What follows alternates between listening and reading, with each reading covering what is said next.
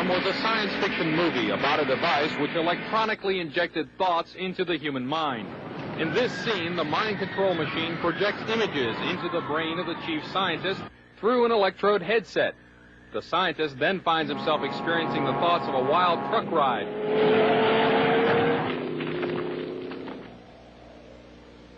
But even in this futuristic Hollywood tale, the subject still had to be connected to the machine by an electrode headset.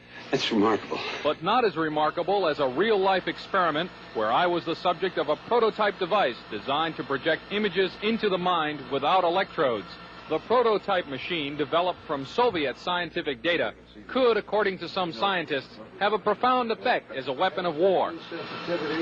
Electronic mind control research is not new. A scientific milestone in this area came in the 1960s when Dr. Jose Delgado demonstrated remote control over a charging bull. By connecting a radio antenna to electrodes inserted into the bull's brain, Delgado proved that the animal's aggressive impulses could be thwarted by electronically manipulating the bull's muscle reflexes. Do you realize the fantastic possibilities if from the outside we could modify the inside? Could we give messages to the inside? But the beauty is that now we are not using electrodes. In recent years, Delgado has shown that the behavior of monkeys can be altered using low-power, pulsating magnetic fields. But in these experiments, there were no antenna implants. Any function in the brain, emotions, intellect, personality, well, could be perhaps modified by this non-invasive technology. Delgado's research has so far been limited to animals. But in the Soviet Union, a radio frequency, or RF device, has been used for over 30 years to manipulate the moods of mental patients. It's called a LIDA machine. It radiates pulses of radio frequency energy, as well as light, sound, and heat. The pulse rate is in the extremely low frequency range, between 0 and 100 pulses per second. Dr. Ross Adey is the top researcher at the Veterans Administration Hospital in Loma Linda, California. He has been investigating the effects of the LIDA machine. Now, what do the Soviets use this machine for? Well, they don't use it anymore. We should be very clear that this is a machine which is regarded by them as somewhat obsolete technologically. This scientist, who did not want his identity revealed, is employed by the U.S. government and has done secret RF weapons research. He believes that tests done with the LIDA and similar machines prove that humans are susceptible to remote alterations of mood and awareness. Certain kinds of weak electromagnetic signals work exactly like drugs. And so the promise is that anything you can do with drugs, you could do with the right electromagnetic signals. Apparently, there are specific sites involved, specific functions involved. It's a matter of matching up, just like it is with a pill or a drug, to cause and effect.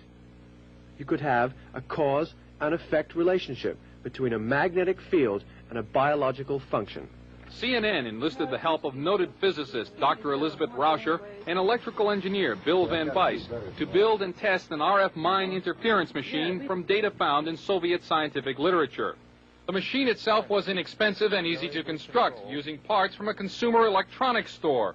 It emits a weak magnetic field, pulsed at extremely low frequency. As the subject of the test, I was blindfolded, and my ears were blocked to prevent inadvertent clues as to what was happening. A magnetic probe was placed about 18 inches from my head. As the experiment began, two signal generators produced waveform patterns that were transmitted by the magnetic probe at about 1/1000th of the Earth's natural magnetic field strength. Describe anything that you see, if any. In the control room, Van Bice varied the waveforms being generated. In another room, I could see waveforms changing shape in my mind. Parabola just went by? Parabola just went by. Oh, yeah, I did. I just flipped the switch. Parabola? Uh-huh. All right. Well, let's see. Let's check this out. That's what happened. I flipped the switch. Okay. There's a spike right there. Spike. Right there. Tight spike. I dramatically changed the generator. I stepped it by 10 right here. And the intermix from the two generators was right where you said that you saw a spike. Van Bice says that when I failed to see any change, it was because he had not set the proper frequency and power levels. Later, I asked Van Bice what a weapon using this technology could do. Induce basically what would be considered hallucinations in people, direct them to do things against their so-called better judgment. How easy would it be to assemble a weapon from existing off-the-shelf parts? In 3 weeks, I could put together a weapon that would take care of a whole town.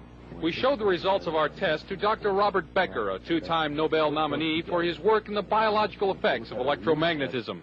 This is a very significant experiment because it carries our understanding of how vision is actually performed a step further into the mystery. He said he thought the machine caused a disturbance in the brain's interpretation of vision, and as such could be used as a weapon. That kind of a disturbance in the visual system could markedly influence the operations of a fighter pilot, a helicopter pilot, or even as simple an aberration in the visual field as making everyone seeing double, or everyone having their visual field jitter like a poorly adjusted television screen.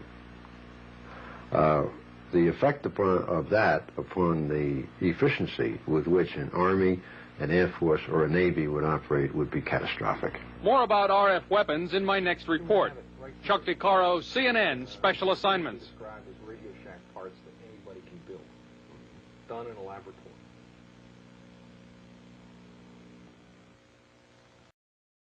We are anonymous. We are legion. We do not forgive. We do not forget. Expect us.